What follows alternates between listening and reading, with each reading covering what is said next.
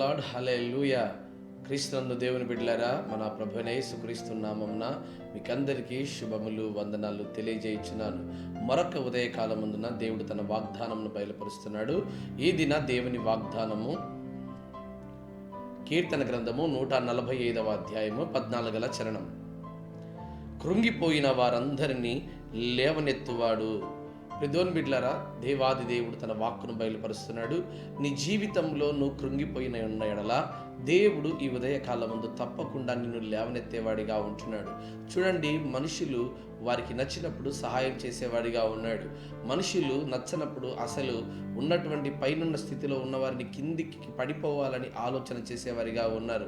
అయితే దేవాది దేవుడు నువ్వు కృంగిపోయిన ప్రతిసారి దేవుడు నిన్ను లేవనెత్తేవాడిగా ఉన్నాడు. కానీ నువ్వు కృంగిపోతే ఆయన చూసి ఆనందించేవాడు కాదండి.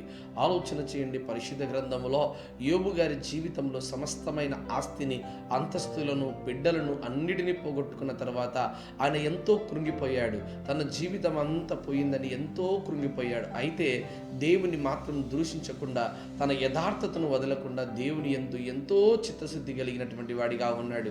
తన స్నేహితులు వచ్చారు, వారు కూడా చెప్పారు దేవుని దూషించు అని. ఇదిగో తన సొంత భార్య వచ్చింది, నీవు యథార్థతను వదలకుండా ఇంకా ఇలాగే ఉంటావా, దేవుని దూషించి మరణం కమ్ము అని తన భార్య కూడా అంటుంది. అయినప్పటికీ యోబు గారికి తెలుసండి, ప్రభు వాక్యం తెలియజేస్తా ఉందని ఆయన అంటున్నాడు, యెహోవాయే ఇచ్చెను, యెహోవాయే తీసుకొనేను అని. చూడండి, కృంగిపోయిన సమయంలో దేవుడు యోబు గారిని ఎంతగా ఆశీర్వదించాడంటే ఆయన పోగొట్టుకున్న దానికంటే రెండంతల మేలు, రెండంతల ఆశీర్వాదాలు దేవాది దేవుడు ఆయనకు అనుగ్రహించాడు. ప్రిదోన్ బిడ్లరా, ఈరోజు యోబు భక్తుని చూసి మనం కూడా నేర్చుకోవాల్సింది తెలుసా?